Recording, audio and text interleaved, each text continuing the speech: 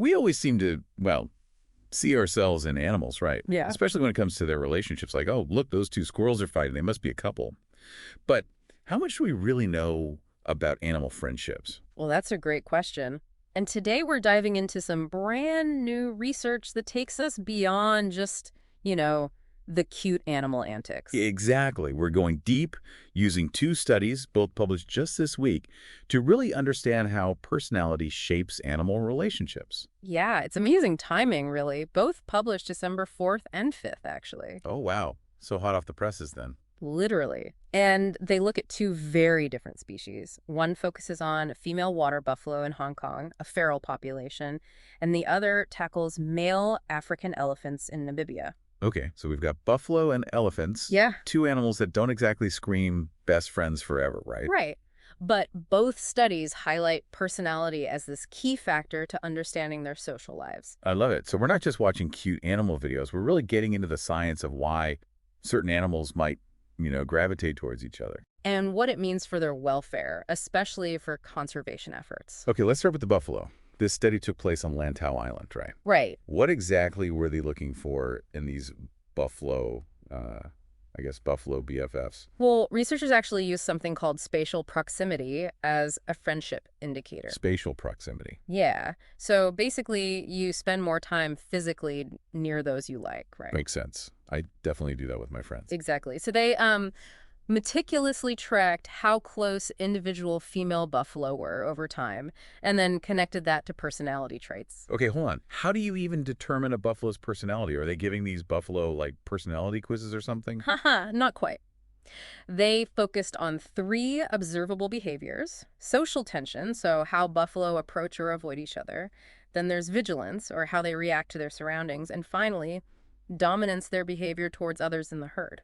Each buffalo gets a score based on these, so they kind of build a personality profile. Ah, so by watching how a buffalo acts, they can say, okay, this one's a bit more anxious, or Yeah. that one's the confident leader type. Exactly. Pretty cool. Yeah, and what they found is that buffalo with similar scores on these traits, similar personalities, they tended to hang out together more. Like attracts, even in the buffalo world. It seems so. That's amazing.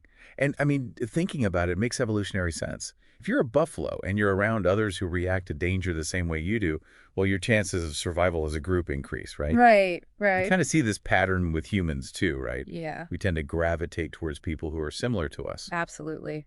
We often form social bonds with those who share our values, interests, or even our sense of humor. It seems like this drive towards similarity might be deeply rooted in our evolutionary history, stretching back even to our buffalo cousins. Okay, so similar personalities attract, at least when it comes to buffalo. But what about elephants? Their social structures are so complex. What did this study in Namibia find? I know they were looking specifically at male elephants, right? Yes, and it gets even more interesting because they found that male African elephants, DO, have distinct personalities, BUT, and this is the fascinating part. They also adapt their behavior depending on who's around. Wait, so they're not just like Grumpy Gus or life of the party all the time. There's more nuance to it. Much more. They identified 5 main personality traits: affiliative, meaning friendly, aggressive, dominant, anxious, and calm.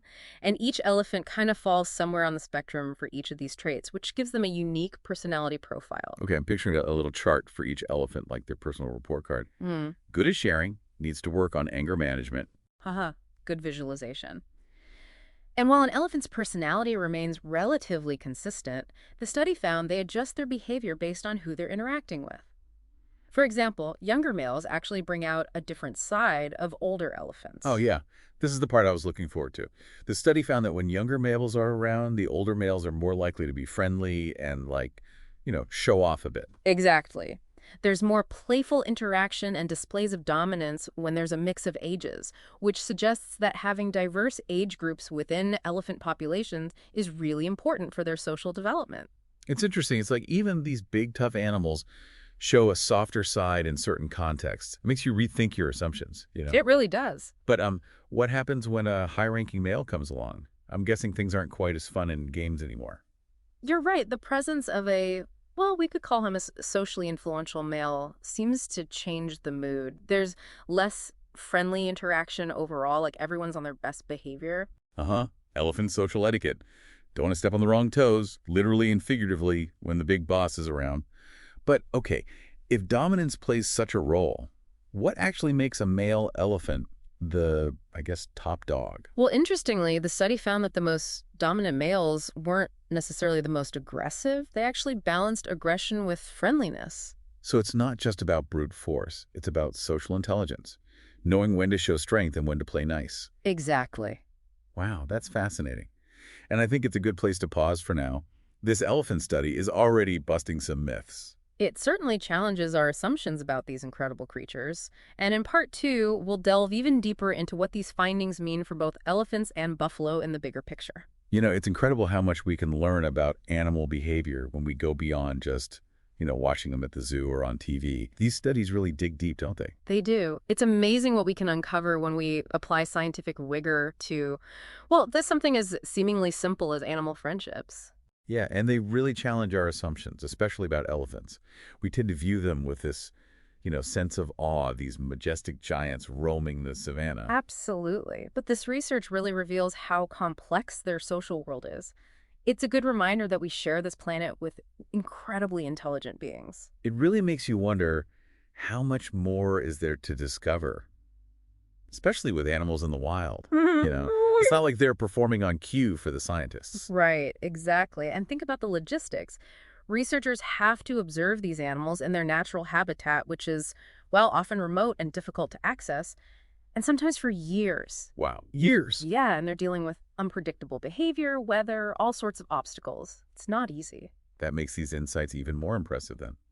And this is important, this isn't just about, fascinating glimpses into the animal world. This knowledge has practical applications too, right? Especially for conservation efforts. Absolutely.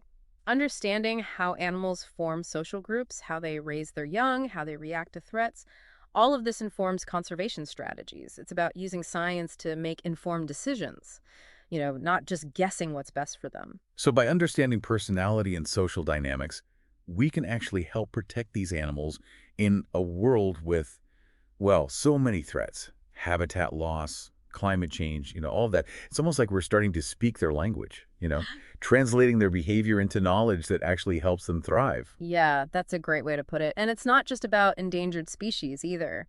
This research could even help us understand the animals we interact with every day, our pets. Oh, that's interesting. I mean, I'm looking at my dog differently now, thinking, does he have a distinct personality? Does he adjust his behavior depending on who's around? Does he, have a playful mode with other dogs and then a respectful mode with, I don't know, older dogs, like those elephants? It's definitely something to consider.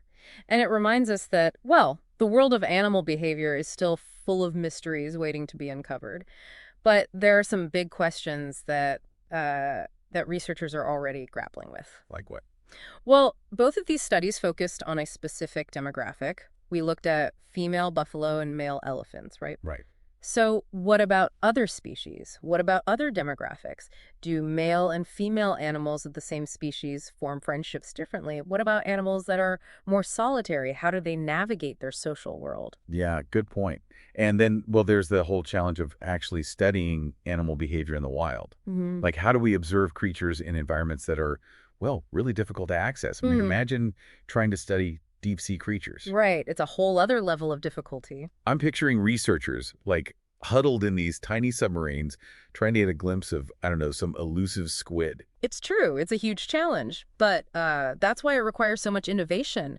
We're seeing all these new technologies and techniques being used, like drones, underwater cameras, even artificial intelligence analyzing animal vocalizations. So the future of animal behavior research is looking pretty exciting. Oh, definitely. It's a really exciting time to be in this field. Okay, but for those of us who aren't scientists, what resources do you recommend for, learning more about this? Are there any books that you really enjoyed reading? Oh, absolutely. There are some fantastic books out there. If you're looking for a good place to start, I always recommend Frans de Waal's Are We Smart Enough to Know How Smart Animals Are?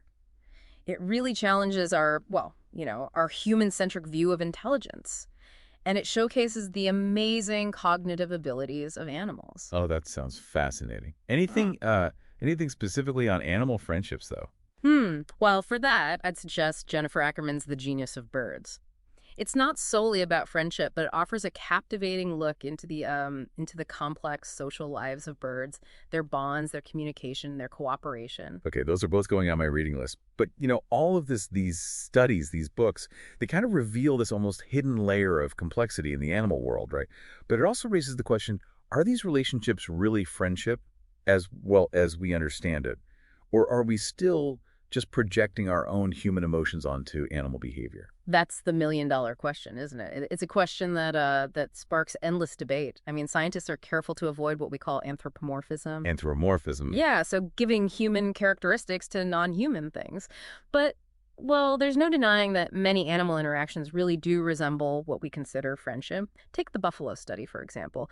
They actively choose to be near those with similar personalities. Can we really say they're not forming bonds based on preference, just as we do? It's a question I think we'll be pondering for a long time to come. But for now, we've definitely got some incredible science to digest, and I'm sure our listeners do too.